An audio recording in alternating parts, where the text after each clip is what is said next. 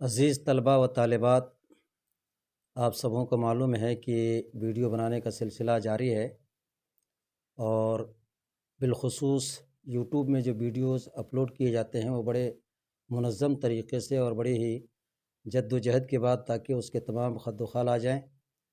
چنانچہ اسی کے تحت آج غزل کی تعریف اور اس کا تاریخی پس منظر سے متعلق یہ ویڈیو اپلوڈ کیا جا رہا ہے۔ مجھے امید ہے کہ اسے آپ پڑھیں گے، دیکھیں گے اور اس سے زیادہ سے زیادہ فائدہ اٹھانے کی کوشش کریں گے۔ ہم ایک طرف سے اس سلسلے میں جو کچھ بھی میرے پاس مواد ہیں، میٹیریل ہیں، اس کو پڑھتے جائیں گے اور کوشش یہ کریں کہ تاکہ آپ کو پیچیدہ اگر کوئی بات آتی ہے اس کو سمجھاتے چلیں۔ واقعی اگر دیکھا جائے تو غزل دنیا کی سب سے مقبول ترین اور سب سے زیادہ عالمی پیمانے پر اگر کوئی شہرت یافتہ اصناف سخن میں شعر و شاعری کی تمام قسموں میں اگر کسی کو اونچا مقام حاصل ہوا ہے تو وہ غزل کو ہوا ہے۔ غزل یا تغزل اس طرح کے تمام الفاظ یہ عربی الفاظ ہیں اور یہ اپنے معنوی اعتبار سے اگر اس کا تاریخی پس منظر کو اگر مطالعہ کیا جائے تو میں سمجھتا ہوں کہ اللہ کے رسول صلی اللہ علیہ وسلم کی پیدائش سے 50 سال پہلے یہ صرف اس قدر عروج پر جا چکا تھا۔ وہاں کے تمام شعراء کرام جن کی تاریخ میں آج بھی ان کے کلام محفوظ ہیں، انہوں نے ایسی کاوشیں کی اور اس طریقے سے بے ساختہ غزل کے صنف کو ایک تاریخی مقام عطا کیا کہ آج بھی دنیا کی یونیورسٹیز اور کالجز میں عربک پڑھنے والے طلباء کے لیے اس کا ایک لازمی عنصر ہے، ان کو پڑھنا پڑتا ہے۔ اور اسکول کالج میں جو اردو کے طلباء ہیں ان کے لیے خاص کر کے اس کا جاننا اس لیے بھی ضروری ہے کہ کبھی انسین پیسیج کی شکل میں، کبھی پیسیج کی شکل میں، کبھی کسی بھی طریقے سے اس سے متعلق سوالات آتے رہے ہیں، کسی بھی کمپٹیشن میں ہوں، سی ٹیٹ میں ہوں یا بہار بورڈ یا کسی بھی بورڈ کے ایگزام میں یا کمپٹیشن میں اس طرح کے سوالات بے شمار آتے رہے ہیں۔ آپ اگر دیکھنا چاہیں تو پتہ چلے گا کہ کتنے زیادہ غزل سے متعلق سوالات آتے رہے ہیں۔ چنانچہ اسی کے تحت آج یہ ویڈیو پیش خدمت ہے۔ غزل کی تعریف اور اس کا تاریخی پس منظر۔ غزل کو اردو شاعری کی آبرو کہا جاتا ہے۔ شاعری کی اس قسم کو دنیا میں سب سے زیادہ شہرت اور مقبولیت ملی۔ غزل عربی زبان کا لفظ ہے جس کے معنی ہیں عشق و محبت، حسن و جمال، وصال و فراق، یعنی جدائی اور ملنا اور جدا ہونا، بچھڑنا، یہ تمام اس کے معنی ہیں، یا عورتوں سے باتیں کرنے کے معنی ہیں۔ عرب شعراء جب اپنی معشوقاؤں کا سراپا کھینچتے اور ان کے جسم کے ہر حصے کی تعریف اس طرح کرتے تھے کہ ان کی تصویریں ابھر کر سامنے آ جایا کرتی تھی۔ اس طرح کے اشعار کو غزل کا نام دیا گیا ہے۔ اس میں غزل کا موضوع ابتدا میں غزل کا موضوع حسن و عشق ہی ہوا کرتا تھا، مگر وقت کے گزرنے کے ساتھ اس کے موضوعات میں تصوف، فلسفہ، دنیا کی بے ثباتی، شراب، انسانی جبلتیں، حقیقتیں اور ان کے مسائل شامل ہوتے گئے۔ غزل کے تمام مصرے ایک وزن اور ایک بحر کے ہوتے ہیں۔ وزن اور بحر یہ ایک الگ سلسلہ کلام ہو سکتا ہے، اس سے متعلق انشاءاللہ ہم کوشش کریں گے کہ غزل کے وزن کا کیا مطلب ہے اور اس کے بحر کا کیا مطلب ہے، بحر میں کس طریقے کے اوزان شامل ہیں، اور تمام شعراء کو وزن اور بحر کی پابندیاں کرتے ہوئے اشعار کی تخلیق کرنی پڑتی ہیں۔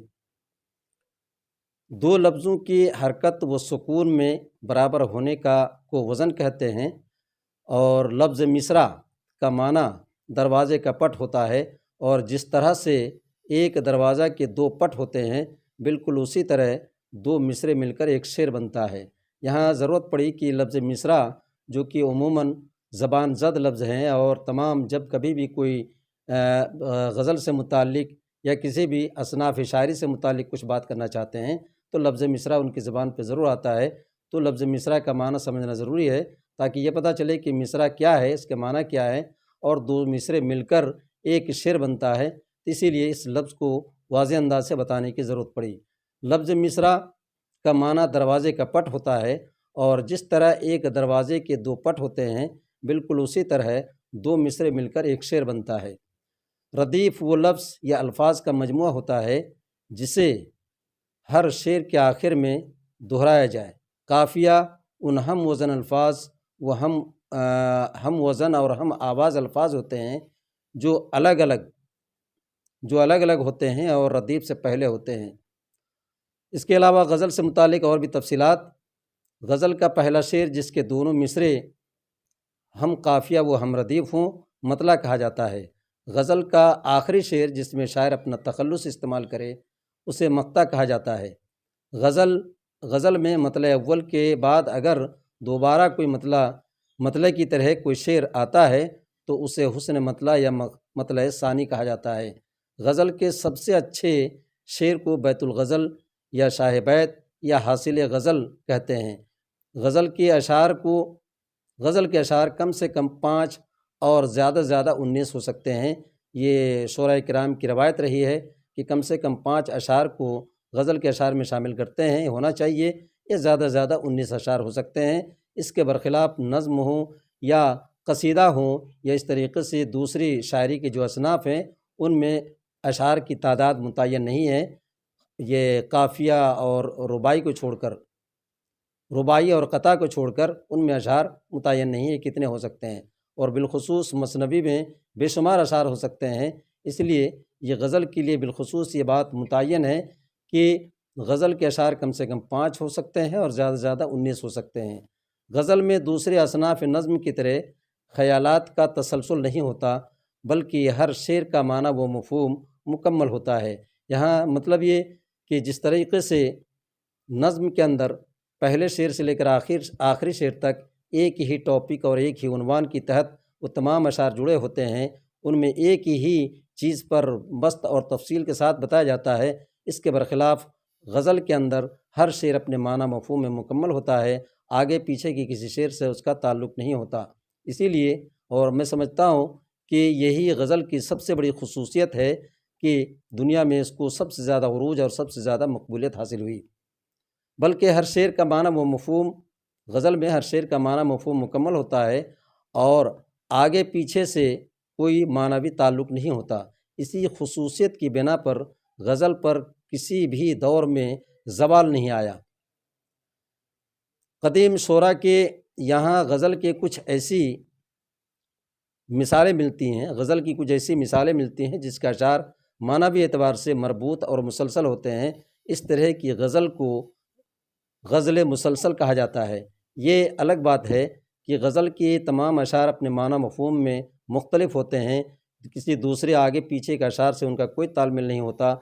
वो मुकम्मल एक जहाँ होता है और समंदर की गहराइयाँ अपने अंदर समेट कर रखता है। लेकिन इसके बावजूद कुछ क़दीम शोरा की यहाँ इस तरह की गज़लें मिलती हैं कि उनके माना और मरबूत बहुत हद तक जो है एक सा होते हैं, वो जुड़े होते हैं वो तमाम अशार। इसीलिए इस तरह की गज़ल को गज़ल मुसलसल कहा जाता है। लेकिन ऐसी मिसालें बहुत कम मिलती हैं कि क़दीम शोरा के यहाँ इस तरह की रवायत पाई जाती थी। उर्दू में गज़ल का पहला साहिब दीवान शायर सुल्तान मोहम्मद वली कुतुब शाह हैं। मीर तक़ी मीर को गज़ल का शहंशाह कहा जाता है। किसी ने मीर को खुदाए सुखन नाम दिया है। दौर जदीद में बशीर बद्र हैं, शमीम हनफी, इफ्तिखार जालिब, राहत इंदौरी वग़ैरह बेशुमार गज़ल के अशार काफ़ी शोहरत याफ्ता हैं और आलमी पैमाने पर इन लोगों को काफ़ी शोहरतें मिली हुई हैं। इसलिए मैं समझता हूँ कि ज़रूरत है ये सिन्फ़ शायरी की एक अहम सिन्फ़ के तौर पर इसको माना जाता है और इसकी मकबूलियत, इसकी खुसूसियत, इसकी पाबंदियाँ, इसके औज़ान, इसके बहर और सिन्फ़ शायरी से बिल्कुल मुख्तलिफ़ हैं और शायद इसकी यही खुसूसियात हैं जिसकी वजह से गज़ल में काफ़ी पाबंदियाँ होने की वजह से बड़े बड़े दुनिया के अज़ीम शोराए किराम गज़ल से किनारा करके गज़ल से क़त्ए नज़र दूर होकर किसी दूसरी सिर्फ़ में उन्होंने तबाज़माई की हैं।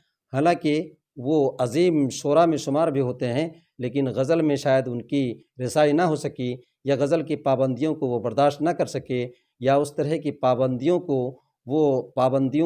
को लागू करते हुए असनाफ़ शायरी में गज़ल में ख़ास करके उनकी कोशिशें नाकाम रहीं। इसलिए दूसरे असनाफ़ में उन्होंने तबाज़माई की और इस तरीक़े से वो कामयाब रहे।